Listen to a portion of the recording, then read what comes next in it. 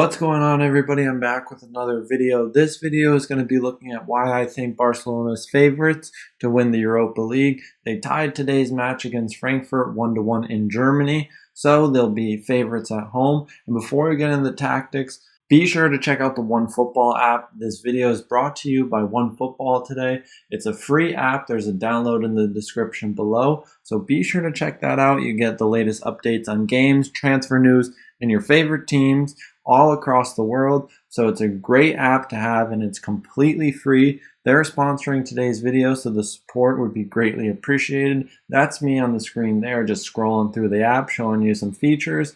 And as always, after you check out the OneFootball app, check out both my books. They're online on Amazon. There's links in the description below. Also, be sure to check out Keyframe in the description. It's how I'm making this video. Now let's get right into the Barcelona tactics that makes them favorites. So they go with a narrow back four, and often with this lineup, they play with an asymmetric back four, seeing their right back come in as more of a right central defender and having more freedom from Jordi Alba to then span into the wide area. But their starting positions is a back four that plays deeper and a bit more narrow. This gives more space to the midfielders in front of them, playing in a midfield three with a front three with wingers coming a bit deeper to entice the players of the back line to jump and press to then create space in behind. Aubameyang is a key role in this instance because he holds his position of height to then allow himself to use the space between the lines dynamically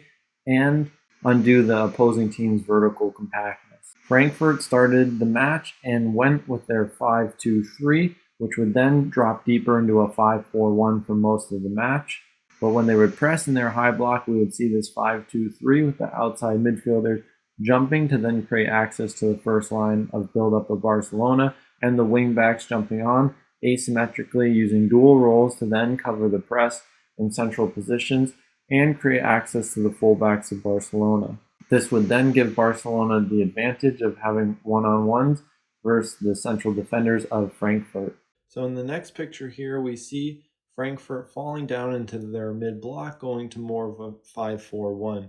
There's some key tendencies that Barcelona tried to exploit with their deeper and more narrow back four, creating space for their midfield three, and then their front three players higher up the field. And we'll highlight the Frankfurt players here in their back five, their four midfielders, and their single striker. Now, oftentimes we'd have one central defender in a back three jump into the space between the lines. This would often happen on the ball side, as we see here. So this jumping would allow them to cover the press and cover the blind spots and the spots between the midfielders that their cover shadows couldn't occupy.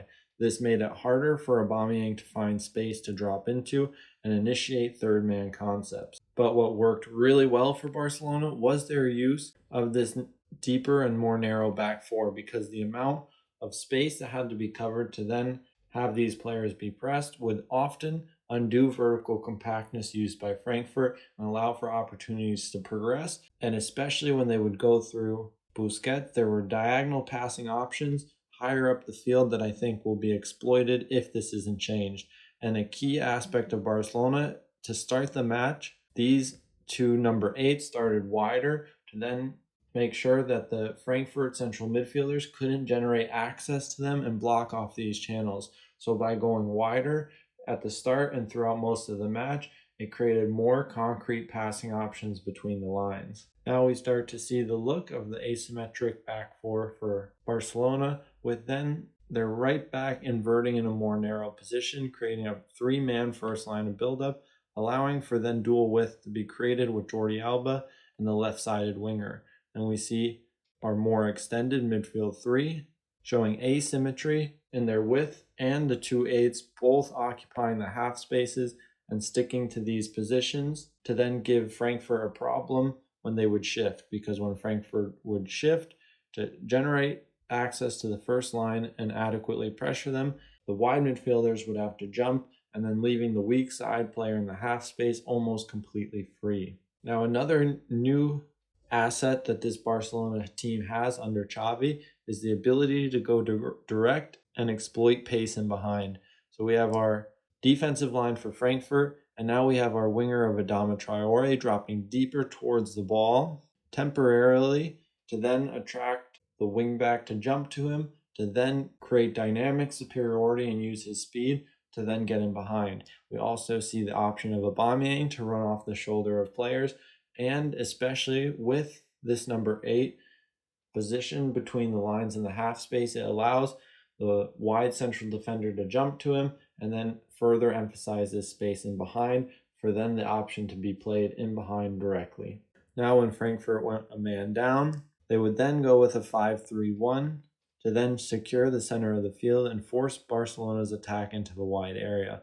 Barcelona maintained their shape with a narrow back four creeping higher up the field to then try and control with a narrow rest defense with a lot of central passing options. Then the midfield three became more narrow to then vacate the half spaces, allowing more freedom for the wide fullbacks to then come into the half space and progress the ball via dribbling with more control. We also see the wingers take up a more narrow shape to have better positioning to affect the play going forward. Now Aubameyang still maintains his height, looking to then exploit the space when a wide central defender was jumped, because with the midfield three now, there's more availability for vertical passes through the half space because the midfield won't be able to shift as fast simply because there's less players in the midfield. So each player will have to then move a greater distance, making it harder on them. Now that's where we're going to wrap up the analysis. I hope you guys enjoyed it, and I'll see you in the next one.